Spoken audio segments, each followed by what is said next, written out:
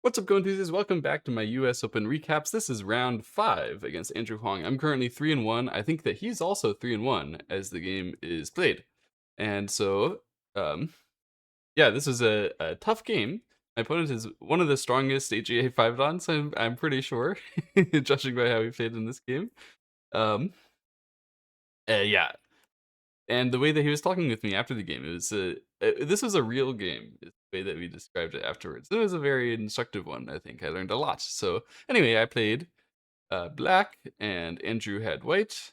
I played like this, and he played here. And at the time, I thought, that's weird. You shouldn't just come in there right away. Surely he was supposed to take his own area. But then afterwards, I looked it up, and it was the blue move. So makes sense. Sometimes your opponents know about blue moves that you don't know about. My understanding for why this is so good for white is that he's directly aiming at this move, which is a good move for white. So after that, I don't have to answer, but answering like this is okay because he played at g2 already instead of playing at g3. The strength in the corner is not that useful. He's a little bit too slow to make great use of that. And yeah, anyway, the game can go on, but what's really nice for white is that black has this weird stone here. You really should not have a diagonal away from your other like wall of stones. That's not an efficient stone. It's not a very effective stone. Um, and so from shape perspective, you could say white is definitely better, but it isn't really that comfortable in terms of the actual values that white has. Like white has a weak group on the left side here, which isn't going to be able to make any territory, and also black got the territory on the bottom left already, so the game is even. And yeah, white capped me here to make sure that that group didn't get attacked in a way where I would be able to get value on the left side. So I slid. Yeah, probably white shouldn't actually allow me to slide like this because this is where the real territory is. But anyway, attach. I just extended. I could have haunted, but extend. I thought leaves him me with a sort of shape defect. And already I was happy with the direction, so then he played in the upper right. We played this Joseki. This is a relatively long corner pattern, but yeah, it's pretty well agreed upon what people should do. The move at R2 is an AI innovation. That's not to say that people didn't think of it before. We just thought it wasn't good before to take extra thickness at cost of giving endgame in the corner. And anyway, the end result here is fine, but typically I consider this to be a little good for black because the corner territory is so large, and the cuts on the outside are quite nice. You can also see that white has a bit of an awkward situation with so much thickness on the right side without being able to really grow it. I just played over here, and white played like this, and I played like that. So this is a sort of standard follow-up to that large knight's move. The reason why you can large knight's move from the upper left is that you couldn't get cut in the first place. At least if white did cut, then it would be sort of bad fight, not a good fight. And when white would make it a good fight with some, random putting pressure move, like white just did, then I can reinforce. And now that I reinforced, you can see that J5 is perfect compared to like H5. H5 would be a bit slow. I'd rather have it J5. So that's why you play the large knight's move.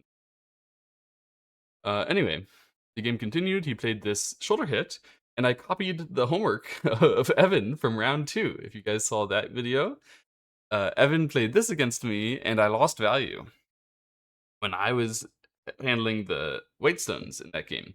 So I figured I'll just copy it and do the same thing because it should have the same result. Where now, even though white tries to cover me, what really happened from this leaning is supposed to be that white got influence outside, right? But black really got a movement out. And black is still keeping the bottom side thick here.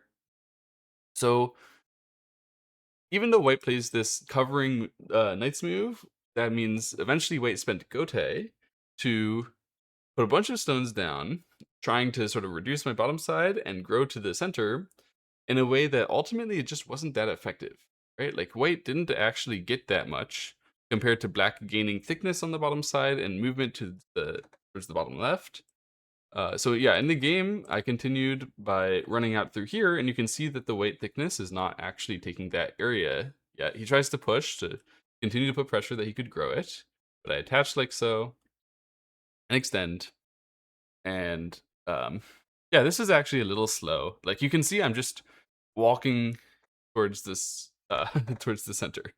And black is better already, actually, because of that bottom side sequence. Black has gained, and I'm ahead according to AI, and also according to me. I knew that. um, he played the connect, which is a bit slow in itself. So there was actually something interesting going on the top side, which I hadn't checked, where white could have conceivably chosen to cut like this, which is always obviously possible, but I typically expect it to just sort of be bad when you capture like so. That could fix, and then you could even fix again if you wanted. The end result here, if you look at it and you think about it, it's good for white because white captured the stone on the top side, allowing white to make this area no longer a threat because it's too small on the top side, like the black territory. And because white was also putting a lot of pressure on the black group here, to the extent that black should feel kind of compelled to play something like protecting the cut here, not because you would die if you didn't, but just because it's big movement. The end exchange is that white gets a lot of extra territory capturing that stone. Black gets a lot less territory, and black gets some movement into the center, where white still gets the next move anyway. And that movement to the center was not like this is not yet a significant area. Like white hasn't invested enough stones to call this a white area yet. Black can just walk in. That's not intended. And so because it could happen, black's move into the center has some value, because it has not happened, it's not much value. And so Wei is really gaining in this sequence. I honestly didn't even think about it, that a cut like that could be good. Um, but because that cut is like a significant amount of territory, I could have just fixed, stopped the cut from being valuable right away. And so he can push, so he's not going to be in trouble in the corner, and he could continue to sort of press that the whole center would be large. But I have ways to get in here. I could cut, not like that. Cut over here. I could cut over here. I think the AI says I should cut over here. When you cut in all sorts of different places, what it really is doing is making it so that you have a clear, like, direction to put moves. So your cutting group is now somewhere where you can invest power and feel satisfied about it. And obviously all the other cuts could use power as well. And so what's happening here is that when I just walked in like this, there's that cutting weakness on the top side, but he's aware that cutting is how I should get in, and he decided, oh, I should fix, because I thought, oh, I'm breaking this area on the left side, so it should be pretty big, and he thought the same. And we were both testing each other over these weaknesses on the left, which actually weren't as big as the like weaknesses on the top. Just because if I had won, because I was already strong from the left side in the beginning, if I had won these fights on the left side, I wouldn't have gained much value. I already have the territory underneath it. That group is already alive. So he could have allowed that cut in a way which he really shouldn't be allowing the cuts on the top side of the center. So these were some direction mistakes from us, and so is this. Actually, I gained a little bit from this exchange because I'm pretty thick in the bottom right corner, so the bottom left was bigger territory than the bottom side, and then I ran out from here. So that was fine, but it runs out in a funny way because he can still cut that topside sequence that I showed you before. I just hadn't been thinking about it at all. And yeah, neither was he. So he connected here thinking my idea was that I would cut and grow the topside area, which is true, that would be a good idea. And I just ran out into the center. And you can see this is why growing the center with those stones that we saw earlier, why this value didn't do anything. I could just walk in. Now, what white did with all those stones is just give me the bottom side, spend a move, and get almost nothing, right? Because I'm eliminating it from the center. So I knew that I was leading once this happened.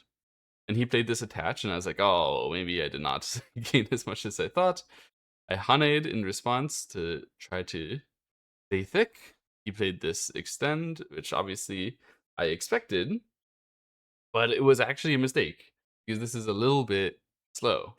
So this move is the typical way to defend when you care about running through in that direction. Or I guess I should use the white arrow. When white plays this R16, it makes it much easier to play attachments like E15 or just any kind of concept which involves cutting me, because the outside stone will be more useful in that.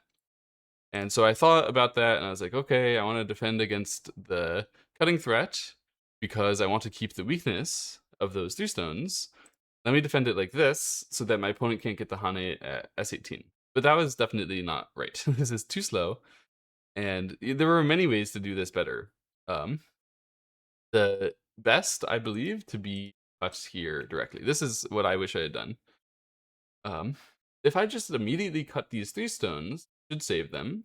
If he like Ataris, for example, then I'm just being driven closer to my other stones, and this should be very healthy. His cut can always come with counterattack, so I'm going to be fine. And if he comes to the corner here, it's frankly not that big. After he already spent the stone at R16, my endgame became smaller in the corner.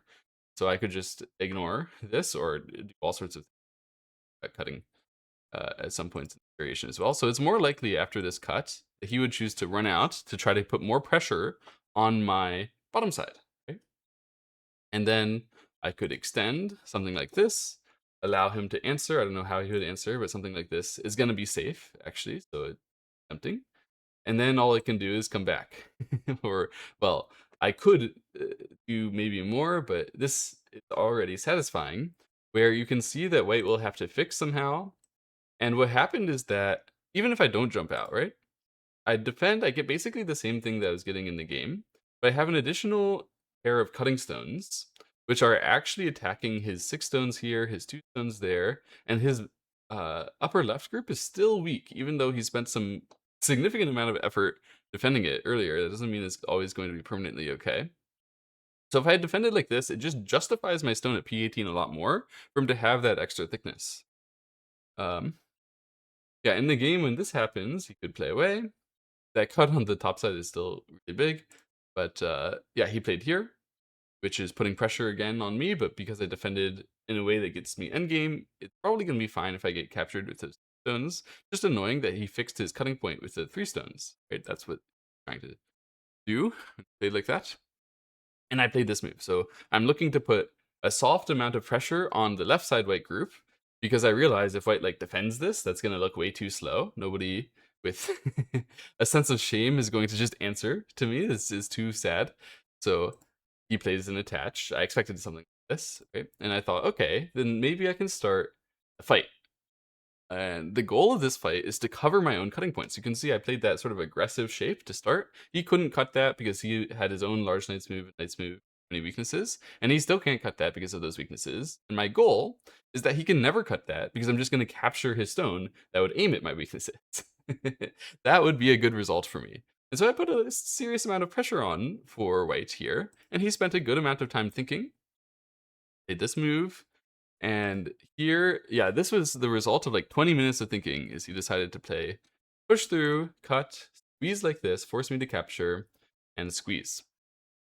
And so that connects together the white stones because when I push through the Ataris, you can connect like so. Yeah, that was actually when I saw it happening live, I thought this can't be that good because I have a good result at the end. Which is true, actually. I do have a good result at the end, but what I hadn't realized was actually that he was already in minor amount of like trouble, and this was pretty close to the best that White could have done. So it's honestly very impressive that he found such a sequence. Is almost all blue moves. Some like tiny error at one point, but very, very good sequence from White here. And I immediately made a mistake at answering it here. So you can feel free to pause the video and think about what you would do, what my mistake might be. I played the peep like this. And yeah, that is incorrect. There is no great reason that I should be playing the peep here, except that I thought that white was often going to be sacrificing these stones, which was just a terrible misjudgment. Yeah, obviously, if I do manage to capture those stones, it's a lot of territory, and it also does cover all my cuts. All those things I was talking about are true. And allowing him to connect here is actually meaningfully bad right now. Because what he could do now is play push, and instead of cutting, he can play an aiming at the cut type move like this. Which would basically force me to answer. The cut is going to be way too painful if it comes with a threat to cut here. So yeah, let's say I answer. He managed to save the stones now in Sentai. He plays like this, which is bad for black. It means that white can come around, maybe push here, somehow find a way to take care of himself. Very nice.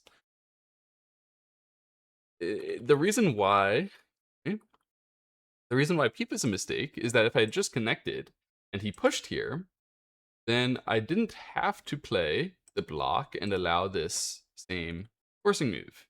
You might be thinking it's about this code, but it's actually about that black could play this cutting instead. And so even if you could push through here, capturing the 3 stones, because it covers the cuts, it was very, very big. And so I didn't really have to worry about any variation like this being too small. That's why I played the peep, is that I thought that this was not going to be good enough for black, but this is definitely good enough for black to be capturing all the cutting stones and continuing an attack on the left side group. So this peep was a mistake because what I lost is that now if he plays this push here and I try to come back and cut, now he can counter Atari. And because I exchanged that peep, I no longer have a double Atari here, which would have saved my group had I not played the peep. Anyway, fortunately for me, my opponent only directly fixed like this, and then I came back this way. So now the way that he fixed didn't even put pressure, serious pressure on about the cut, not like this, because yeah, the way that this cut would work now is that I would fix with a tiger's mouth that threatens the stones again. And so this sort of let me off the hook for my change suggestions. And I got to run through the center, and I still have a significant advantage in this game, something like 3.4 points. From basically the original moment where, wait, shoulder hit. The moment that this shoulder hit happened, that's when I got my lead, and I've been mostly keeping it, even as the fighting has continued. It was a high quality game, as I was telling you guys, right? There was a very interesting fight on the left side, but we both got out of there pretty much scot-free, not necessarily because we played perfectly, but didn't find all the sharpest things to do with that cut on the top side. I'll be more alert to that, I think, I might have such a shape. Anyway, he played that kicking move, which was designed to give him access to this cutting point. This is not the scary cutting point as the top sides were. This one I can just give up. And when I answer like this, you can see I actually gain in terms of power towards the top side and the territory there. So I get a little bit of extra value out of this whole sequence. And finally, he came back to block on the bottom side. So I jumped in again, which is just directly forcing. The reason why I did that is because I thought that adding the shortage of liberty from the elephant clamp on those 3 stones, that should be useful to my coverage of the topside territory. But I actually regret this move after the game because the cutting point would have been more useful with respect to my movement in the center in general. So if I had had some ability to play in that direction and aim at that cutting point, I would have actually had a lot more value probably, at least a lot more threat than I did in the game after using stop. So I thought that the Liberty Squeeze threat was going to mean something, but what I learned from this is that that kind of Liberty Squeeze threat, it will only mean something once the outside liberties are actually kind of shorted. So even if I expect that he could short his outside liberties, then he can just choose not to, right? So I shouldn't force this kind of thing. And then I played this push. So this was, I think, the exact best timing to ask him about how he's going to answer to this corner problem. Because there's a bunch of different options, and all of them concede something to black. So in the game, he chose to trade, which means that I give him the stone on the left side, but I get to block, and I gain a lot in terms of the endgame on the top side. This is a big gain in endgame, but I gave up a stone, and I gave him some power on the left. I'm very unlikely to get left side territory now. So this overall was approximately equal trade, maybe very slightly good for black. I think the AI said this one was like less than half a point better choice, and it would be a totally different choice. This way, what happens is that I can Atari, forcing B1, and the reason why this gains for black is that now when I play away, and white later chooses to capture, I can force an additional defensive move there that white owes about connecting. So white wouldn't owe that move if I hadn't exchanged this. So basically this gains like um, a point or something for me to ask this now if I get white to be passive. Instead, he chose to trade to resist me gaining 1 point, and that was giving me the endgame on the top side instead, which is an entirely different trade, and it seems like it was maybe a bit good for black to get all of these forcing moves. And then finally I played here. So we're going into an endgame. and I'm currently up still by like 4 points, 5 points, something like that. I'm putting pressure on the bottom side group. He plays here. And I could just answer, but I'm aware that if I answer like this, is not gonna be very efficient. I could probably answer better because I'm so thick in both areas. The reason why we play R2 is to get very, very, very thick. And so you're supposed to be able to use that to resist. And so I'm like, how do I resist it? How do I resist it? It's hard. It's hard to resist this because white is threatening to attach down at N3. And so what I was thinking about was when white attaches, I want to be able to wedge. But if I try to wedge too early, I'll often get shorted with this group. So that group can get a shortage of liberties.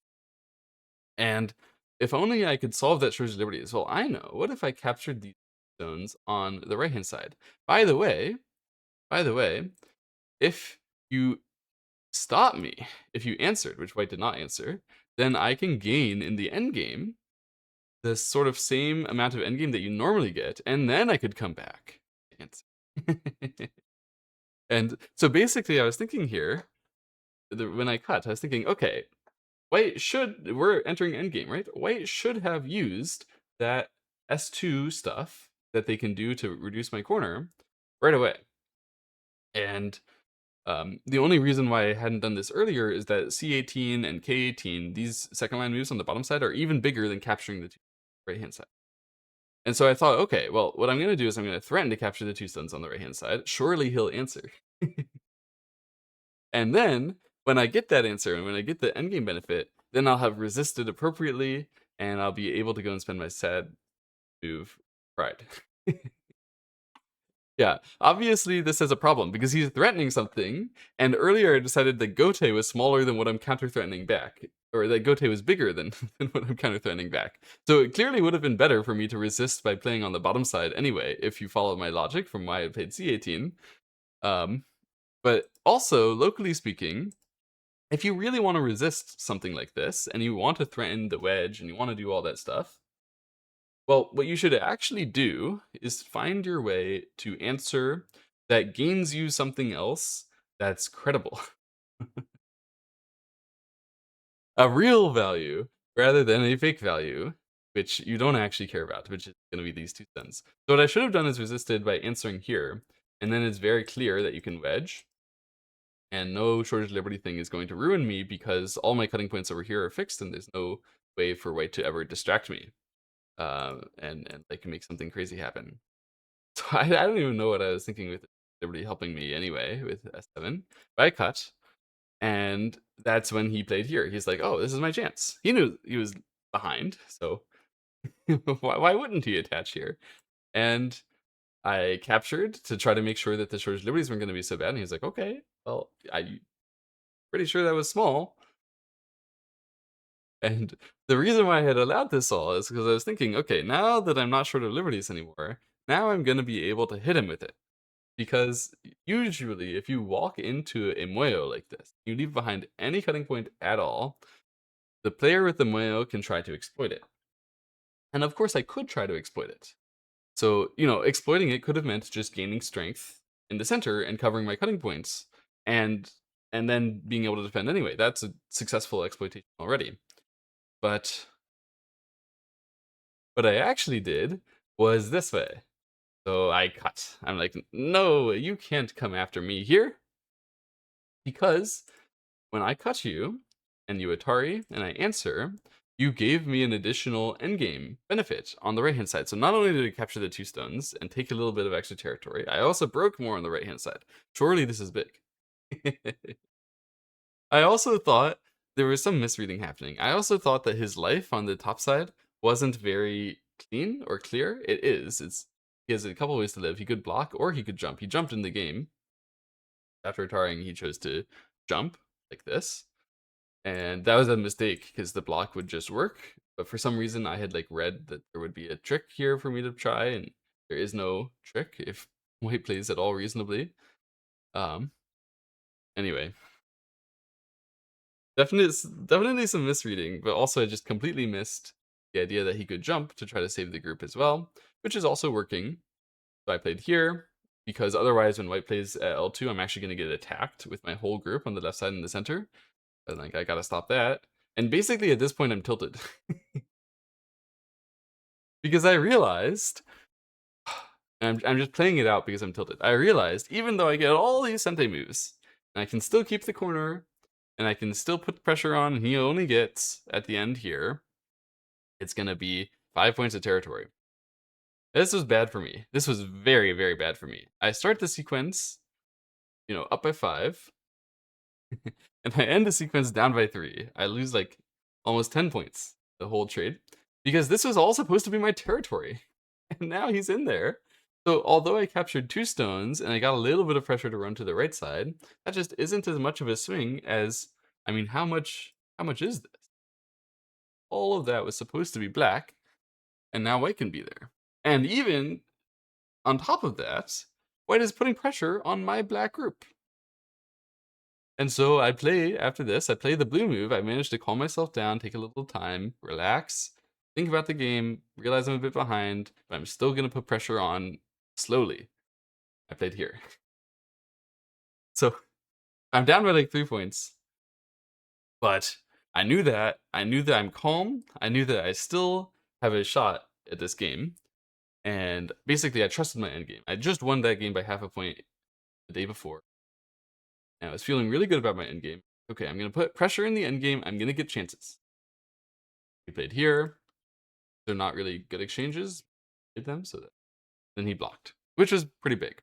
So this block was so large because it used the Shortage Liberty on white. Otherwise, white could put pressure on me while sort of alleviating the Shortage Liberty problem. And at the same time, like, I'm getting a lot of territory in the center, and I'm getting really, really safe with that topside group. So because I'm so safe there now, I should be able to use that to counterattack. So I'm thinking, okay, well, he blocked the right side, so that was obviously really big.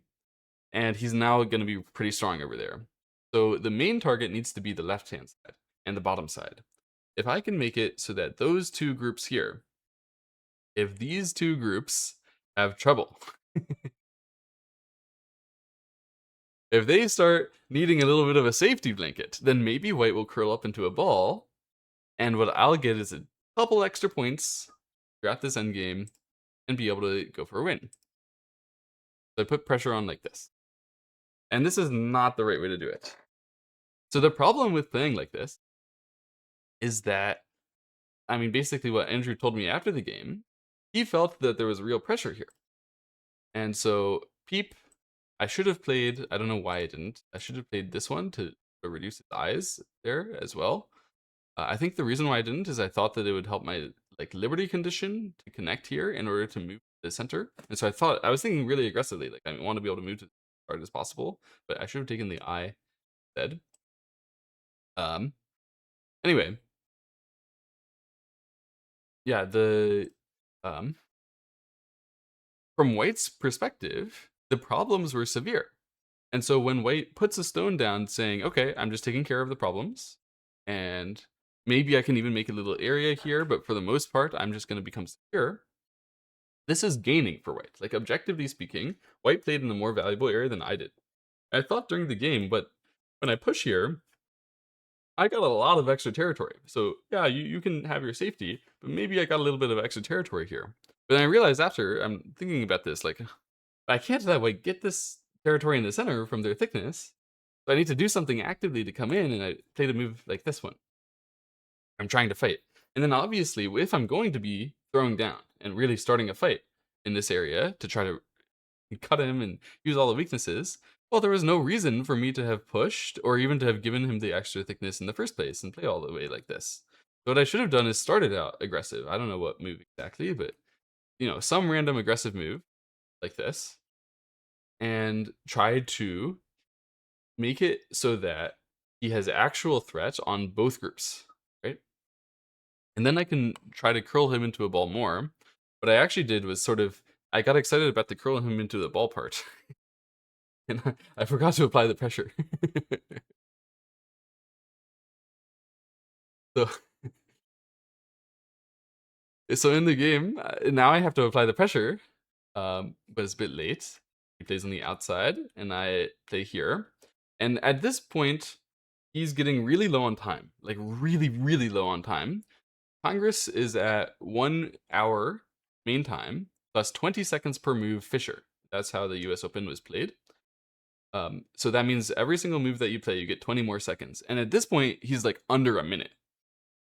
I still have about 30 minutes left on my clock. But if I use them, then he can also use them. And this is like, you get the feeling sometimes, this is like last fight of the game, before the end game really starts. I gotta win this fight. I don't have to win this fight to win the game, but it's really, really, really hard to win straight up end games when you're down a few points. You want to be half point end game, maybe 1.5 if you have realistic chances of winning an end game. So I'm really gonna try to fight hard here, and to do that, you often need to encourage the opponent to do something against you. So that's what I'm doing when I extend here. I think objectively speaking is not that good. Probably objectively, I could just play back like this. I'm putting pressure on the left-hand side and putting pressure in the center. But I thought, okay, he's gonna fix, and then everything is boring. I can capture some stuff, I can push through, but everything is boring, and I'm not really gonna make a winning fight. So if instead I extend forwards, well then now if white chooses to fix, then I can press down and continue to put more pressure. So white will really want to counter against me. And I trust in my reading as well that I should be able to read and quickly judge this kind of fight. So I'm like, okay, we're sending it. I want him to cut me. That's me. And to attack me so that his bottom side group becomes weak while I am weak and I can get some kind of counterplay. And so this gives white some difficult decisions to make. The first difficult is whether white should extend or hane. And in the game, white chose to extend like this. Very natural. He went down to 2 seconds on his clock and then was like, just extend, just extend. Because hane would be complicated. If you hane, then I can Atari, Atari, Atari, Atari, and then fix like this. And then white has to save this group on the bottom side. And you would feel very confident about this if you had spent more than 20 seconds thinking.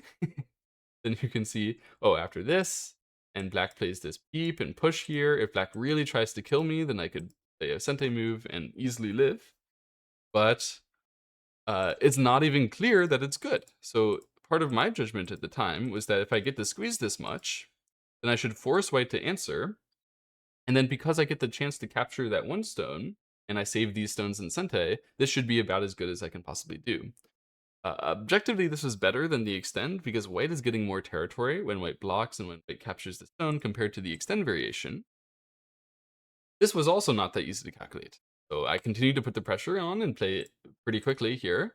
I played push, asking how he was going to fix this cut. He plays the empty triangle to fix, which is the correct move, and then I blocked like this. He spent these 2 moves to gain time to figure out how to save this group on the left side the correct way. Because it's not just enough to live, he has to live with the most points, right? This game is still a close game. But the good news for me is because I was putting this time pressure on and he felt the need to play these times Yuji, I got a little bit of extra value with the chance to capture this stone, right? So I'm already gaining a little bit out of that pressure.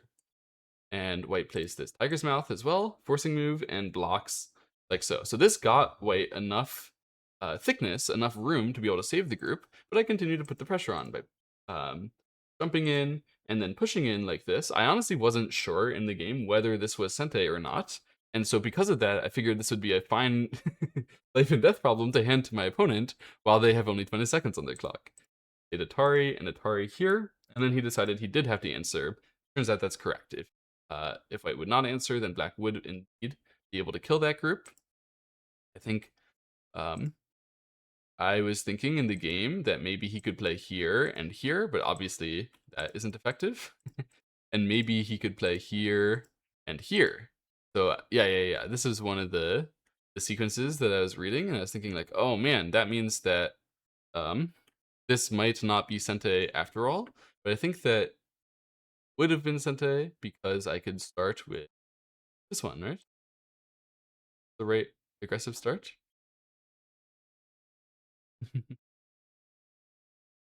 So it's a little hard to read still. Even I'm not sure on all my I go here. Looks like he's actually alive in this line. Wait, was there something that I messed up in line? Oh, that's right. after this, and he tries to live, then he could die to just push. So you can see I'm still messing up my Sumego now. Anyway, so the answer here was correct. He did need that one extra point of eye space in order to save himself. And so I had put all the pressure on, and I got extra territory in the bottom left, not really, but it. Some extra territory here. I can continue to put pressure on that group later, so I have a couple hidden points. But the attack is over, and so I have to turn back to the rest of the board. I'm still losing. So I'm looking at the rest of the board and thinking, okay, how do I play to get a big endgame? Looks like the bottom right corner is the biggest area. There's weaknesses in the center, there's weaknesses in the right side, there's bottom right. Okay, this one is the biggest area. Let me put the biggest gote there. It allowed him to play this attach, which definitely makes his game easier because capturing those two stones makes him way thicker towards the center. So I should have played like this. This is um my regret. I wish I had played this one instead of playing to the bottom right corner. If he goes here now, then the fact that I saved the two stones already kind of counterbalances extra power or the extra territory done. And I could continue to put pressure on the right hand side.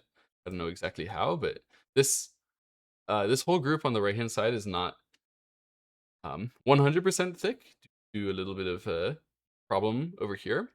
And as I reduce it, I'm also aiming at the cutting points on the left hand side. So there's like a lot of things that I can aim at to try to make a larger territory. In this case, in the actual game, he managed to capture these two stones. I have to give those two stones up. And the shape is pretty awkward for black as well, because there's still a cutting point here. But if I defend it, I'm way too slow. I have to put pressure. I ended up jumping here. Yeah, this was a mistake. I should have jumped this way as well to put pressure again towards those two stones and towards the right-hand side. This one was just a slow jump. The reason why I did it is because I thought what I was aiming at was that this peep was going to be really strong. So I exchanged that. I might have exchanged that. I don't remember. But I thought that peep was putting a lot of pressure on because the left side group should have to take care of itself and the center group should have to take care of itself. And I may be making some area as well with the jump there. But this peep was not like that overwhelmingly strong that I really needed to set it up. I'm not clearly going to get territory out of it, and it would have been better just to press on the territory border. So I ended up like the problem is I ended up with this really slow move that I sort of have to get my money back out of, which is, you know, I have to make up the territory now, which is not the kind of position you want to be in from a position where you're originally trying to make up territory. You want to get territory and then also make up territory, not have to make up just to come back to even. And so I pushed, captured. He didn't make the best endgame over there, so I'm actually catching up a little bit here. And I put pressure on this as well. So he could have fought the Ko against me there, but even if he wins the Ko, he cannot cut my stones. So he thought that Ko was too heavy. And yeah, that's probably correct because I have some Ko threats against the bottom left group as well. So I got to press in all this way. And yeah, I pushed in, put the pressure on, made him answer. And it's around now. The game is actually pretty close. I have a chance to win. I'm probably gonna lose the half-point game as is right now. I played the cut. So I actually remember I took a long time to think here.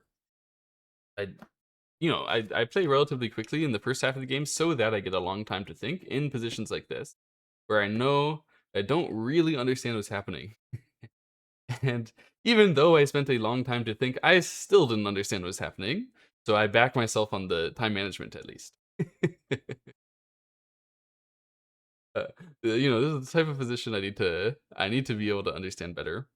The cut here is a grievous error, and I think after the cut, I have basically no chance of winning when he cuts here. But it's not like I didn't see the cut here. I knew that he would do this, and I had the plan. I'm going to Atari, I get this Sente move, I get that Sente move. I was going to exchange some stuff in the bottom left corner just to ask him. But the cut here was my point. So I thought if I cut here and then you capture my stone on the bottom, then I'm going to be able to cut. So I'm getting 6 points. I'm getting the potential to capture your one stone here. So that's something like 2 points extra value. You get 4 points. So in total, I thought, I'm getting 4 points extra out of the center compared to white in variation. And so the game continues like this, but I'm losing. I'm going to lose the game. And so the other variation that I was thinking about here, what I'm going to do, instead of cutting, is I'm going to threaten to cut. There's a few ways to do that. I was thinking about playing this one. I was thinking about playing push here. So this was the better one. We'll look at this. If I had pushed here, I could answer, and I could still come back to fix, check my cut right away. And then this cut looms over right. So if I cut now, then again I'm threatening the cut and the cut here. And so it would be very valuable for white to fix. And then I can take the next move endgame. So in this case, it's like I spent I didn't spend Sente. Neither player is getting many points. So I thought, okay, should I spend Gote for like 4 points right now or not? So I looked around at all the biggest Gote after this, and I thought, oh, okay, well, I don't really see anything that's that overwhelmingly big where I actually want to take, to take Sente out of a line like this and go play a 4-pointer or something like that. I should probably play the biggest fight in the center, and I played this one. But this was wrong. So I've explained my full thought process here. It was a pretty good thought process. Pretty good, except for one glaring error. Understand where the error is, feel free to write in the comments below. What was my error? And what is the reason why? If I played this one, we were in a half-point game. And when I played this one, I'm losing by like 3 points. 4 points, maybe. Well, the answer is I forgot to account for the significant amount of value difference on the bottom side when I am saving the stone or not, right? So when I play this line and like this, in terms of my expected territory on the bottom, I'm expected to get this, and then either I will play here and get, the 1 extra point, or he will play there. So this is like half a point, right? And then beneath that, you could say I have like 5 points in this. And then in the line that I played in the game, after cut here, and like this, that whole same area, he's expected to push here, so I only have 2 points. So I lost 3 points of my own territory on the bottom side playing in this line, and I just completely forgot to count it. To calculate that. Oh, boy. So instead of spending my Gote getting expected value something like 4 points, I spent my Gote getting expected value something like 1 point. Compared to the other line that I could reasonably have chosen to play in the center. And so that's just a miscount, a misread, you could say, just a complete error. But is the kind of error that comes because I don't have enough skill and I still didn't spend enough time. So even though I spent a significant amount of time here reading, calculating, counting, trying to understand the full endgame, I clearly still didn't spend enough time. Because I just made an error about forgetting that black's territory had shrunk on the bottom side when I play these sort of forcing moves. I thought, okay, I play these forcing moves, so I'm not gonna suffer any damage. But of course, you still suffer a little bit of damage when white reduces. Terrible, terrible. And so, I mean, this is just sort of a complete amateur hour mistake. And yeah, after that, the game now is back to being better by like 3 points for white. I did not, in fact, manage to recover anything from here on out. I think Andrew played uh, a very good endgame. I definitely didn't play accurately. I made myself like shortage liberty on the bottom side here to lose that extra stone. I wasn't playing my best, I'll tell you that. But the game looked something like this. I actually didn't really recover all the moves in the correct order. But this is close enough. I believe we have at least the stones ending up where they're supposed to be, and no glaring errors in the endgame recreation. But at the end, I think he won by 4.5, maybe 3.5. It was something like that. Maybe it was 3.5. And yeah, good game. This game was fun. I again enjoyed the game where I lost, because this game I had several moments where I was just being a stupid an idiot, in a very human way. Particularly at this part I was just sort of trusting the vibe that as he goes into the Moyo, the cuts should work. And then I had some like very basic reading, which is obviously wrong as to why I should be able to cut and kill him. And yeah, just the spirit to resist in any way possible clearly made me resist in a very stupid way rather than resisting in a smart way. You can have the spirit to resist in any way possible, but you should at least restrict yourself to relatively smart ways of resisting and not playing moves which are actually too small to be the biggest gote as your counter threat. That's I mean very obviously dumb. And yeah, and then after that, as I got chances to continue to come back in the game, I will remember this moment where I'm trying to put pressure in the end game that I should not speed run to the curl him into a ball part. We only get to earn the curl him into a ball. And so I showed how you can earn that curling, where I put enough pressure on that he actually had to figure out like what exactly he was doing. Ended up conceding a few points to me in that part just with the extend rather than the Hane, right? Because I'd put the pressure on. That was a good demonstration of how to do it. The initial K18 was not a good demonstration of how to do it. And then after that, yeah, this one, like not putting on the territory boundary, it's some pretty obvious mistakes, to be honest. I feel like I did not play this endgame to my standard. And then final mistake here. Absolute monkey error in calculation, but you know, basically this is going to happen as I try to upgrade the quality of the calculations that I'm making. Then of course I'm going to be stupid in all sorts of new ways. And here's one of them. Here's one of the reasons why I was stupid. So, yeah. Anyway, this is a very good game, very educational. Hopefully I won't be making those types of errors again.